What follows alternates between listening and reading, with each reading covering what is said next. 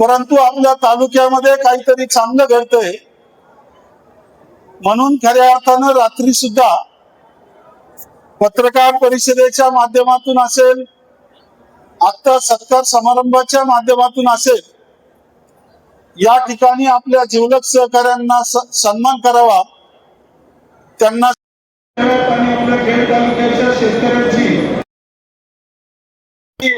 बाजार समिती कशा पद्धतीनं पुढे जाईल याच्यासाठी प्रयत्न करणं ते आमचं सर्वांचं कर्तव्य आहे. त्या निमित्तानं रात्री सुद्धा पत्रकार परिषदेला आणि आता सुद्धा तालुक्यातील सर्व पत्रकार बांधव मोठ्या संख्येनं या ठिकाणी उपस्थित आहेत. प्रथमतः सर्वांना मनापासून धन्यवाद देतो. आपल्या पुणे जिल्ह्यामध्ये, महाराष्ट्रामध्ये एक अग्रगण्य असणारी शेतकऱ्यांची संस्था, की या संस्थेवर अनेक ज्यांनी संस्थापक म्हणून काम केलं, भूमध्य सावंत सहित असतील, स्वर्गीय नारायणराव पवार असतील, त्याचबरोबर गोरे परिवार असेल, मंडळींनी या मार्केट कमिटीमध्ये कारभार पाहिला आणि गोरगरीब सर्वसामान्य शेतकऱ्यांना न्याय देण्याचं काम या मार्केट कमिटीच्या माध्यमातून त्यांनी केलं. सहकारामध्ये काम करत असताना या संस्थेत राजकारण येऊ दिलं नाही आणि एक चांगली संस्था उभं करण्याचं काम खेड असेल, चाकण असेल, पिंपळगाव असेल, कुडा असेल, पाईट असेल, वाडा असेल, अशा वेगवेगळ्या ठिकाणी आपल्या संस्थेचा कारभार वाढत गेला. पाहता पाहता गेले 20 महिन्यापूर्वी जी परंपरा स्वर्गीय सुरेश भाऊ गोरे आमदार असताना त्यांनी सर्वपक्षीय पॅनल करून आमच्यासारखे कार्यकर्ते त्या ठिकाणी मार्केट कमिटीवर निवडून दिले आणि त्यांचा आदर्श डोळ्यासमोर ठेवून मागच्या वेळेस सुद्धा आम्ही सर्व मंडळींनी या ठिकाणी ज्येष्ठ मंडळींच्या सहकार्यानं, त्यामध्ये आदरणीय नानासाहेब टाकळकर असतील, हिरामनांना सातकर असतील, ज्यांचा किंग मेकर म्हणून या ठिकाणी प्रत्येक जण उल्लेख करतो, ते उद्योगपती उपतालुका प्रमुख संजूभाऊ गणवट असतील, अमरभाऊ शिंदे असतील, सुधीरभाऊ मुंगसे असतील, अतुलभाऊ देशमुख असतील, अनेकांनी या ठिकाणी एकत्र येऊन, त्याचबरोबर सर्व पक्षाचे तालुका प्रमुख, जिल्हा प्रमुख, आम्ही सर्वांनी एकत्र येऊन ही निवडणूक लढवण्याचं काम केलं.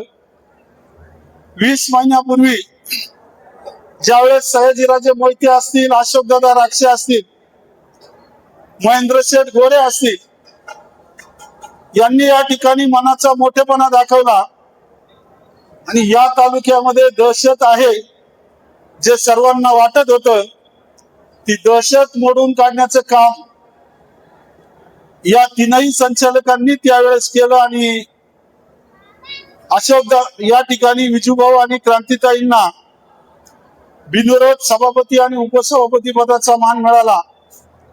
गेले 20 महिन्यामध्ये आपण पाहिलं की न भूतो न भविष्यती या संचालक मंडळानं, मग आपल्या महाराष्ट्रात एवढा मोठा ऑक्शन हॉल नाही असा चाकणला एक ऑक्शन हॉल त्या ठिकाणी बांधला.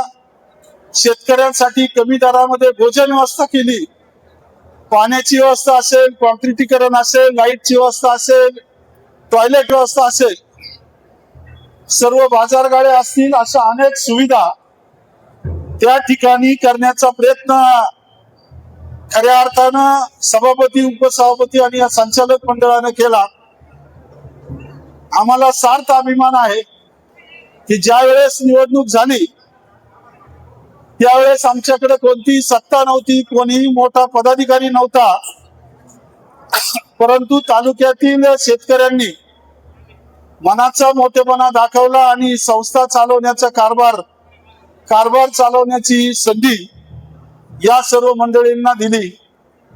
आणि त्या माध्यमातून मला सुद्धा मनस्वी आनंद आहे की ज्यावेळेस मार्केटमध्ये परिवर्तन झालं त्या परिवर्तनाचा फायदा म्हणून विधानसभेच्या निवडणुकीमध्ये माझ्यासारखा सर्वसामान्य कार्यकर्ता, जी सगळी मंडळी व्यासपीठावर आहेत, काही गैरहजर आहेत, या सर्वांच्या जीवावर आणि तालुक्याच्या जनतेच्या जीवावर या खेड आळंदी विधानसभा मतदारसंघाचा लोकप्रतिनिधी म्हणून, आमदार म्हणून महाराष्ट्राच्या विधानसभेमध्ये जाण्याचा योग मला आला.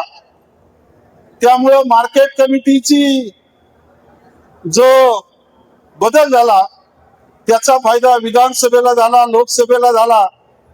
आणि त्या माध्यमातून माझ्यासारखा कार्यकर्ता सुद्धा ज्यावेळेस आमदार म्हणून निवडून आलो त्यावेळेस सभापती, उपसभापती, सर्व संचालक मंडळ यांच्यावर कोणत्याही स्वरूपाचा धाक दिला नाही. ते अत्यंत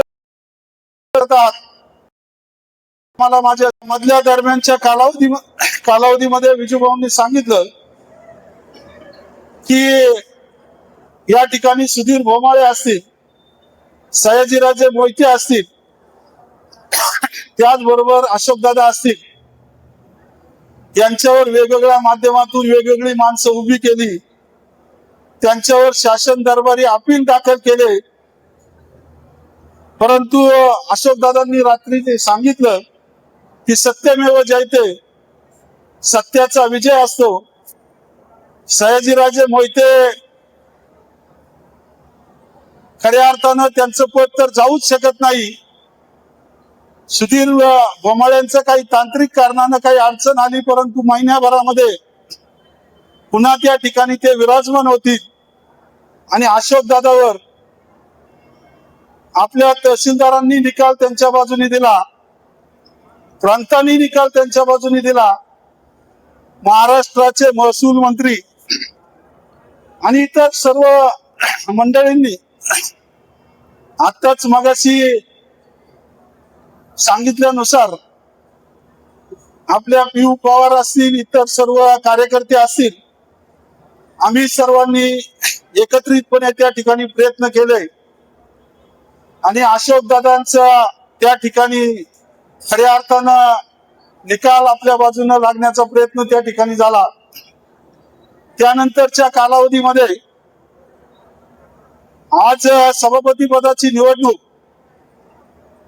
आणि उच्च न्यायालयामध्ये संबंधित व्यक्तीनं पुन्हा दादा संचालक पदावर राहू नयेत, ते सभापती होऊ नयेत म्हणून त्या ठिकाणी अपील केलं होतं. परंतु त्या अपिलाला सुद्धा त्यांना न्याय मिळाला नाही आणि अशोकदादाचं संचालक पद हे अबाधित राहिलं. खऱ्या अर्थानं वाघोबा महाराजांचे आणि कानिफनाथ महाराजांचे आशीर्वाद त्यांच्या पाठीमागे आहे. एक दिवस दादाच्या पाठीमागे आशीर्वाद आहेत, पण कानिफनाथ महाराज एक दिवस त्यांच्या मागे लागल्याशिवाय राहणार नाही आणि तशी परिस्थिती या ठिकाणी आता निर्माण झालेली आहे. एकही माणूस त्यांच्या बरोबर राहील का नाही अशी परिस्थिती निर्माण झाली. याचं ज्वलंत उदाहरण दादा आहे. तन मन धन, दादा असेल, दादाचे नातेवाईक असतील, दादाचं गाव असेल, गेले 20 वर्ष ज्या माणसाच्या पाठीमाग दादानी आपलं सर्वस्व अर्पण केलं, त्या दादाला सभापती होऊ द्यायचं नाही असा चंग त्या व्यक्तीनं बांधला होता. परंतु विजूभाऊ, तुम्ही सर्व मंडळींना मानलं पाहिजे की आपण सर्वांनी ठरवलं की काही झालं तरी दादाला सभापती पदावर त्या ठिकाणी आणायचं, आणि म्हणून दादा जिल्हा परिषदच्या निवडणुकीनंतर पुढच्याच महिन्यात सभापती झाले असते. परंतु या तांत्रिक अडचणी आल्यामुळं उशिरा का होईना दादांना या ठिकाणी न्याय मिळाला. हे सर्व होत असताना रणजित भाऊंनी मगाशी सांगितलं की कुणाला तरी कुणाची तरी प्रेरणा असते. जगद्गुरु संत तुकाराम महाराज यांची कन्या भागीरथी माता ही येलेवाडी येथे आपल्या गाडे परिवारामध्ये दिल्या, आणि गाडे आपल्या येलवाडीचे सुपुत्र म्हणून रणजित भाऊ, तुम्ही जरी पुढच्या पॅनल मधून निवडून आले असले, तुम्ही सांगितलेला शब्द खरा आहे. तुम्ही अद्यापपर्यंत कुणावर टीका केली नाही. राजकारणात एकमेकाच्या विरोधात जरी काम केलं असलं तरी तुमची मनस्वी इच्छा या मार्केट कमिटी प्रती, संचालकाप्रती, सर्वांप्रती चांगली राहिली. तुम्ही सर्वांबरोबर चांगले राहिले, आणि त्या भूमिकेतून भागीरथी मातेच्या आशीर्वादानं तुमच्या परिवाराला, येलवाडी गावाला हे पद, उपसभापती पद या ठिकाणी मिळालं. तुम्हाला सुद्धा मनापासून धन्यवाद देतो. आज या दोनही व्यक्ती रात्री पत्रकार परिषदेमध्ये त्यांनी जाहीर सांगितलं की आमची जी कोर कमिटी आहे, मी आमदार म्हणून जरी असलो तरी मी हुकुमशाही गाजवणार नाही, हे मी पहिल्या दिवसापासून सांगितलं.